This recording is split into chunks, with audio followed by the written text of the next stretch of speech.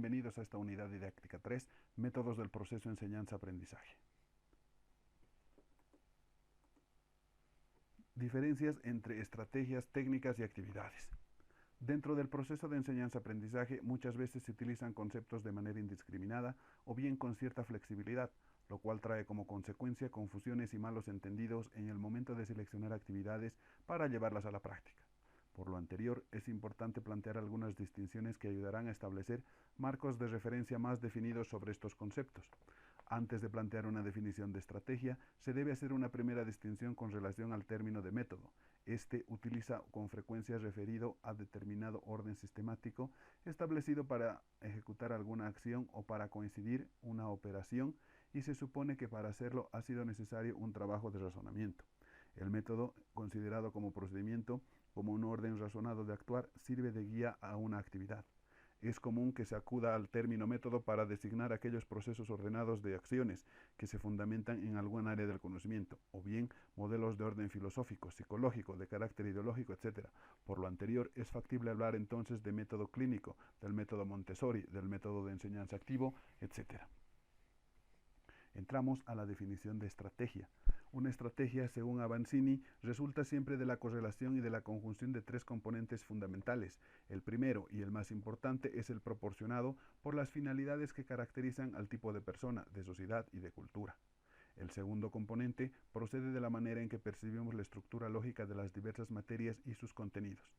Y el tercero es la concepción que se tiene del alumno y de su actividad con respecto al trabajo escolar. Estrategia didáctica. La estrategia didáctica hace alusión a una planificación del proceso de enseñanza-aprendizaje. Lo anterior lleva implícito una gama de decisiones que el profesor debe tomar de manera consciente y reflexiva con relación a las técnicas y actividades que puede utilizar para llegar a las metas de su curso. La estrategia didáctica es el conjunto de procedimientos apoyados en técnicas de enseñanza y que tienen por objeto llevar a buen término la acción didáctica, es decir, alcanzar los objetivos del aprendizaje. Dentro de estrategia, técnica y actividad, pues entendemos a la estrategia como el conjunto de procedimientos apoyados en técnicas de enseñanza que tiene por objeto llevar a un buen término la acción didáctica, es decir, alcanzar los objetivos del aprendizaje. Las técnicas se consideran como procedimientos didácticos que se prestan a ayudar y a realizar una parte del aprendizaje que se persigue con la estrategia, mientras que las actividades son parte de las técnicas y son acciones específicas que facilitan la ejecución de la técnica, son flexibles y permiten ajustar la técnica a las características del grupo. En un ejemplo de estrategia, técnica y actividad podemos mencionar a la estrategia como el aprendizaje colaborativo. Las técnicas serían el método de casos, el método de proyectos, los debates, etc. Y las actividades: búsqueda, análisis y síntesis de información, discusiones en grupo, propuesta de hipótesis, tareas en equipo, tareas individuales, etc. Los tipos y características de las estrategias y técnicas didácticas. Hay que mencionar que existe una gran cantidad de estrategias y de técnicas didácticas, así como también existen diferentes formas de clasificarlas. En este caso se presentan distinciones en dos diferentes ejes de observación: la participación, que corresponde al número de personas que se involucran en el proceso de aprendizaje y que va del autoaprendizaje al aprendizaje colaborativo; y por la otra, las técnicas, que se clasifican por su alcance, donde se toma en cuenta el tiempo que se invierte en el proceso didáctico. En esta clasificación encontramos técnicas que se utilizan para la revisión de un contenido específico, o bien estrategias que pueden adoptarse a lo largo de un curso o de todo un plan curricular. En el eje de la participación se distinguen los procesos que fortalecen el autoaprendizaje, el aprendizaje interactivo y el aprendizaje por la participación en grupos mediante un aprendizaje colaborativo. La clasificación de las estrategias y técnicas de acuerdo a la participación se clasifican en autoaprendizaje, que tienen por actividades el estudio individual, la búsqueda y el análisis de información, la elaboración de ensayos, la realización de tareas individuales, los proyectos, investigaciones, etc. El aprendizaje interactivo, que dentro de las actividades se citan la exposición del profesor, la conferencia de un experto, entrevistas, visitas, paneles, debates, seminarios, etc. El aprendizaje colaborativo, mediante la solución de casos, método de proyectos, aprendizaje basado en problemas, análisis y discusión en grupos, discusiones y debates, etc. Dentro de la clasificación de estrategias y técnicas de acuerdo a su alcance, pues se mencionan las técnicas para periodos cortos y temas específicos. Y tenemos el método de consenso, juego de negocios, debates, discusiones en panel, seminarios, simposio, juego de roles, simulaciones. Mientras que para periodos largos se ubican las estrategias y mencionamos al aprendizaje basado en problemas, método de casos, método de proyectos, sistemas de instrucción personalizada. Las características genéricas de las estrategias y técnicas, pues mencionamos que desarrollan una cultura de trabajo colaborativo, permiten a todos los miembros del grupo pasar por el proceso de aprendizaje al realizar las actividades, posibilitan que los miembros del grupo se involucren en el proceso de aprendizaje siendo corresponsables en su desarrollo. Promueven además el desarrollo de habilidades de interacción social al propiciar la participación, desempeñando diferentes roles durante las labores propias de la actividad.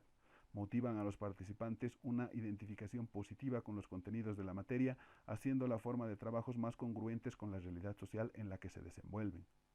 Estimulan el espíritu de equipo, que los participantes aprendan a trabajar en conjunto de manera colaborativa y cooperativa.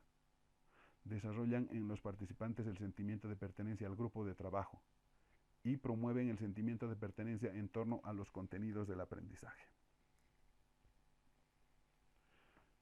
Se debe destacar las características generales de algunas estrategias y técnicas didácticas, dentro de las cuales mencionamos a la exposición, que tiene por actores al profesor y a los alumnos. El profesor posee el conocimiento, expone, informa, evalúa a los estudiantes, mientras que los alumnos se convierten en receptores, son actores pasivos y realizan muy poca interacción.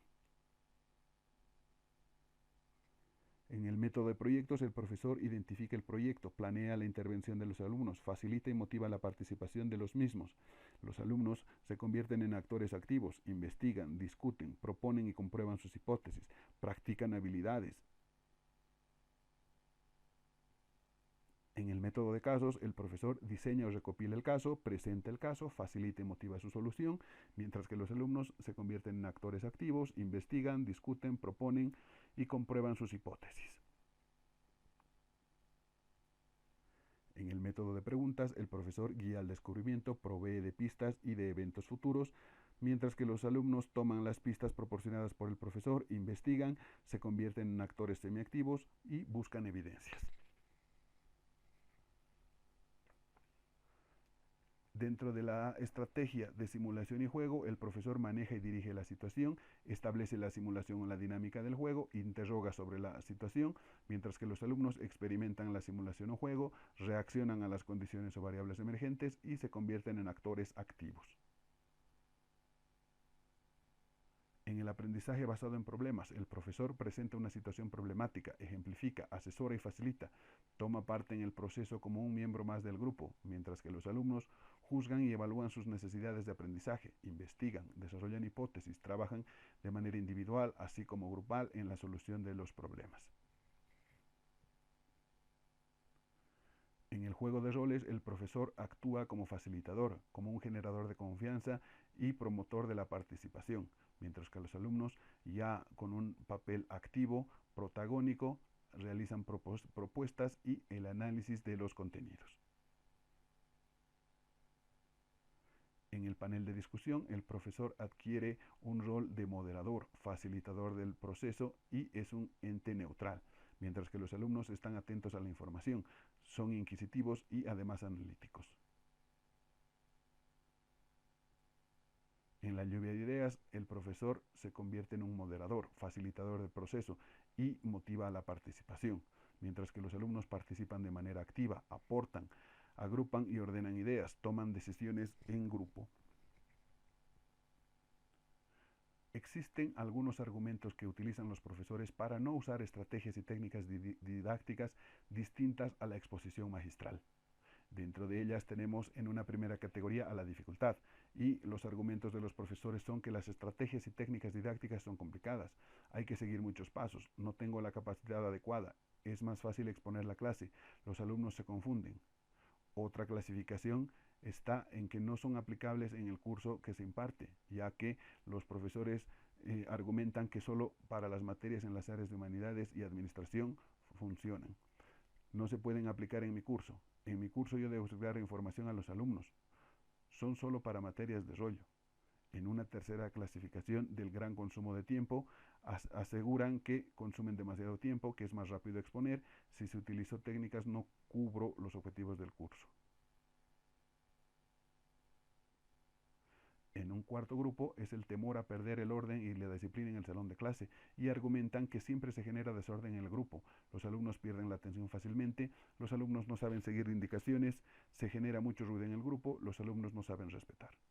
Y en una quinta clasificación de considerar a las técnicas didácticas como juegos nada más. Y argumentan que una técnica es solo para divertirse. Las técnicas solo sirven para que los alumnos mejoren sus relaciones sociales. Son solo para conocerse y relajarse. Las utilizo para tranquilizar al grupo. Sin embargo, se debe destacar los criterios para la selección de una estrategia o técnica didáctica adecuada para una determinada asignatura. La validez, que se refiere a la congruencia respecto a los objetivos, es decir, a la relación entre actividad y conducta deseada.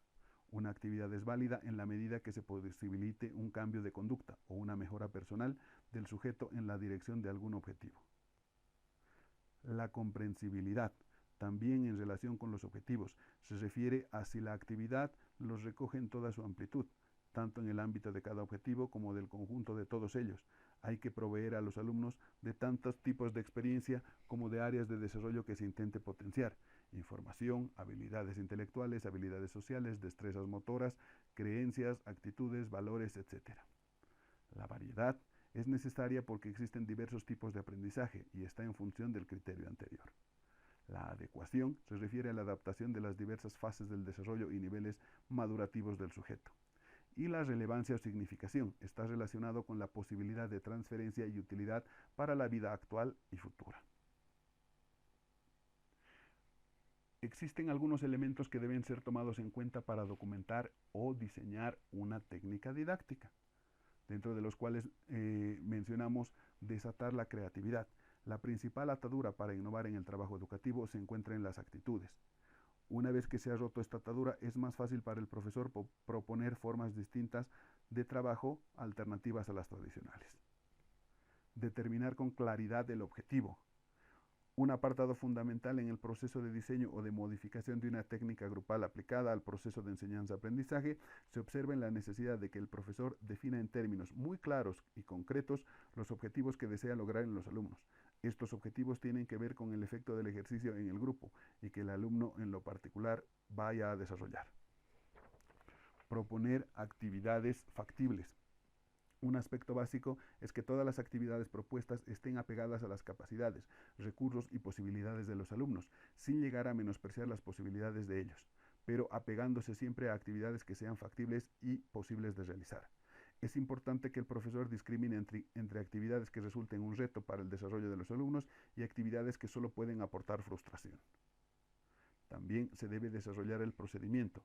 Una excelente aportación del profesor a su práctica y a la del resto de los docentes sería contar con una descripción del procedimiento que se ha seguido en la adaptación o diseño de una estrategia o técnica de aprendizaje, de tal manera que en un momento posterior sea factible su ejecución en un grupo diferente o sea posible una réplica. Y para ello se deben destacar los puntos de identificar con un nombre la estrategia o técnica de aprendizaje, desarrollar los objetivos que se cubren con la técnica, describir el desarrollo, calcular el tiempo requerido en el ejercicio, determinar el material requerido, realizar las observaciones y realizar las recomendaciones. Ahora bien, se deben también describir momentos para la aplicación de esta estrategia didáctica, que básicamente son tres. El primero, de inducción, que se refiere a las técnicas que han sido seleccionadas o diseñadas para introducir al grupo en la revisión de ciertos contenidos y que cumplen con el cometido de generar una gran expectativa del grupo con respecto al material del curso. De proceso. Estas técnicas son elegidas o diseñadas para fomentar parte del proceso de enseñanza-aprendizaje de manera integral, es decir, son ejercicios que por su forma de operación permiten a los alumnos experimentar una gran variedad de estímulos que aportan tanto elementos para hacer significativos los aprendizajes de los contenidos como elementos para desarrollar habilidades, actitudes y valores en los alumnos que de un modo diferente solo se abordarían de manera descriptiva por la exposición del profesor o de los mismos alumnos. y la de análisis, que estas técnicas son apropiadas para cerrar un apartado de un proceso formativo, son utilizadas para integrar una visión diagnóstica de calidad del abordaje de los contenidos, además son una forma de evaluar la medida en la cual los contenidos fueron introyectados, sin llegar a ser una forma de evaluación en un sentido cuantitativo. Muchas gracias. Hasta la próxima.